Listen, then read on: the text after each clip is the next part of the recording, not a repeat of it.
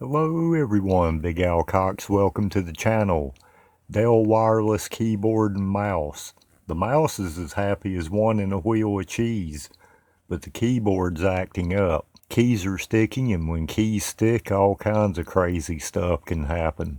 The other night I was online and typed something, and the key that I struck or something froze, and I didn't figure out that was the problem till I started the computer back up and I couldn't type in my password. I thought the batteries might be getting weak, and they were a little down after being in there over a year, but not enough to be giving me 30 Z's across the page and doing crazy stuff. I picked up a few wired Dell keyboards a while back at the thrift store, fortunately, so I had a backup. I would like to have my wireless keyboard back though. It's one less wire to run somewhere. So I'm going to attempt to take it apart and clean it out. There are 12 Phillips head screws on the back panel here that need to come out. If it's like that keyboard thing I took apart and all those keys fall out, then it's going straight to the trash, and I'll just be back to the wired keyboard till I can get another one sometime or other.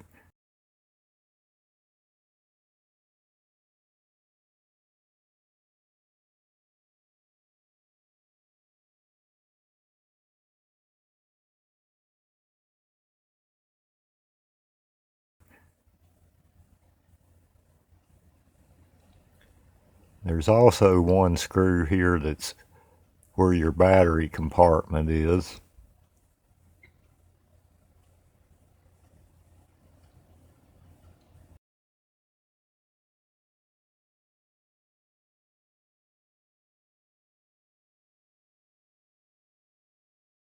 There are some lock tabs holding this unit together, I think, so I'm going to use a flat screwdriver to get in between the center divide and separate those. Looks like I'm going to have to go all around and unlock those inner tabs.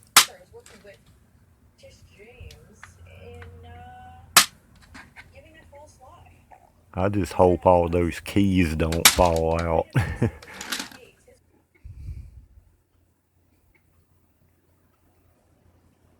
Yeah, thank goodness. I think the keys are all contained within the top here. Yeah, that's great. That's great. Way this works, your keys have a little plunger on the back of them that contacts this rubber membrane, which has a circuit board that runs underneath it that has the actual contact that triggers the letter or function that happens when you tap the keys on the board. Video game controllers and various number pads like adding machines and calculators have similar types of setups with a rubber membrane and circuit board. I have a pretty good idea about how to clean this and get all the debris and lint and stuff out of it. This is some Sprayway cleaner. I'm just gonna liberally spray all this on this board, let it soak a few minutes, get both the back and front. Probably let it sit about half an hour or so. Then I'm going to take it to the sink and rinse it out thoroughly.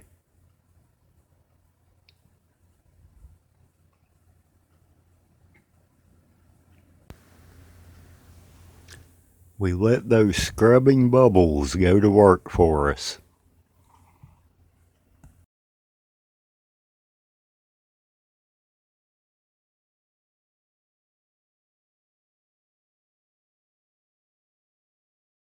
Okay, fresh from a good rinse off. Looks pretty good. I'm going to dry off the excess water with a shop towel.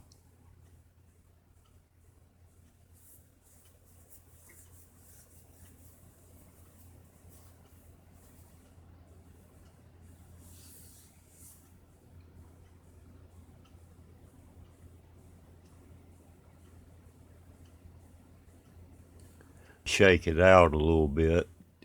Get a little of that excess water out of there. Now I'm going to set it out in the sun. It's a sunny, windy day, so it ought to dry pretty fast.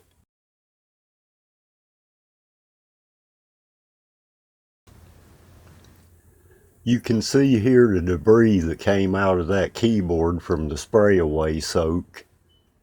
I can see a few questionable things on this membrane. It's not too bad at all though. You can kindly grab a hold of it and separate it from the circuit board.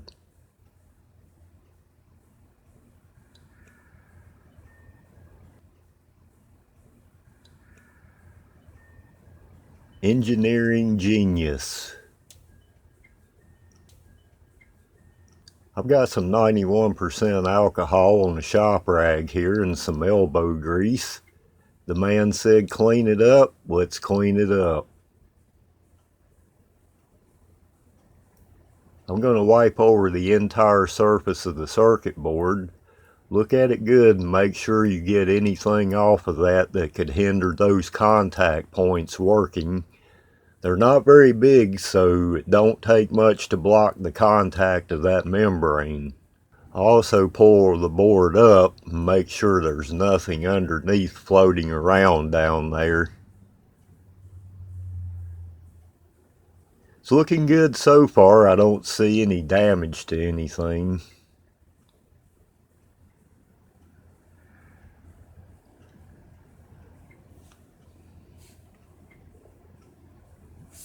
Now I will clean the membrane with my alcohol soaked shop towel, making sure I get any discoloration I see or any stickiness off of it.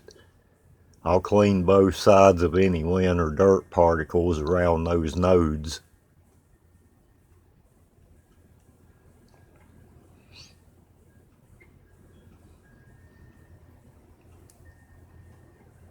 The membrane appears to be in good shape and it's cleaning up nicely. I can see no reason why this keyboard shouldn't function again.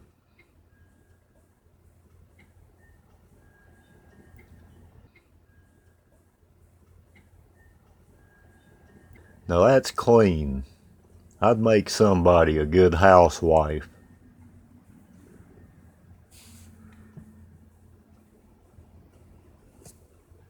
Reinstall it with the nodes facing outward back onto the circuit board.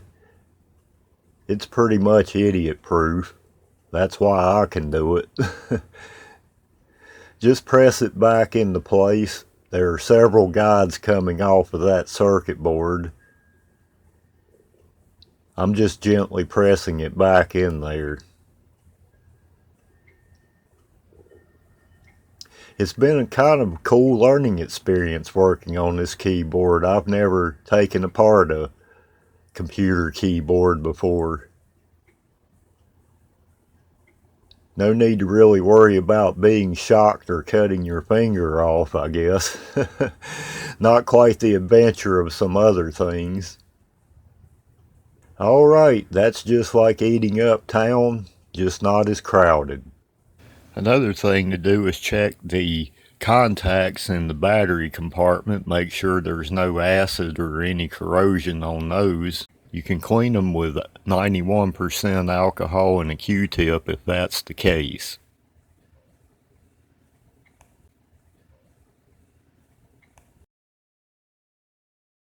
I think I'm ready to join the two sections back together now. I'll start by getting the interlocks clicked back in. Just go all the way around and press gently. They should lock back somewhat easily. You don't want to force them or break anything.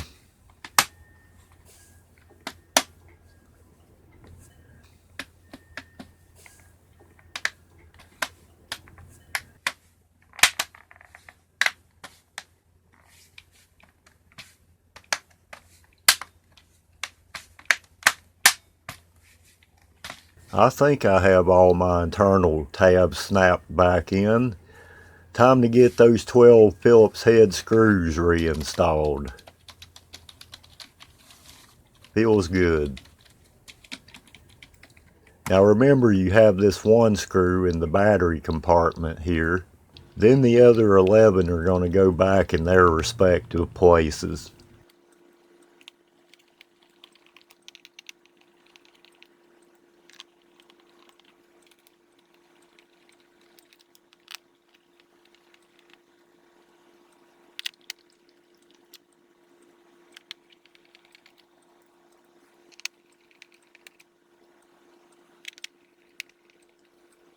Alright, I'm going to get my batteries reinstalled now.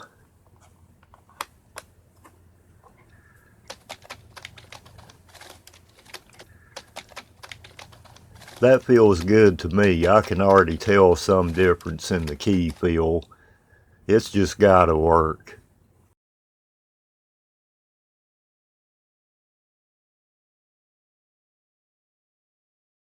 I'm going to get the dongle reconnected here in the USB port. Okay, I've got the keyboard turned on. I'm going to bring up Microsoft WordPad. I'm going to try to record the screen and I should be able to tell if my work paid off.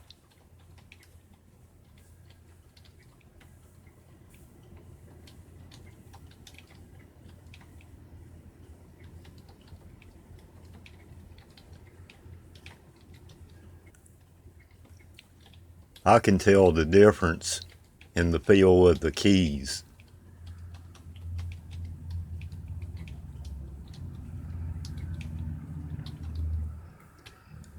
If it were not fixed, it would be missing letters or sticking. The space bar and enter keys were sticking occasionally before, and now they are working smoothly. Feels good. And what do we say?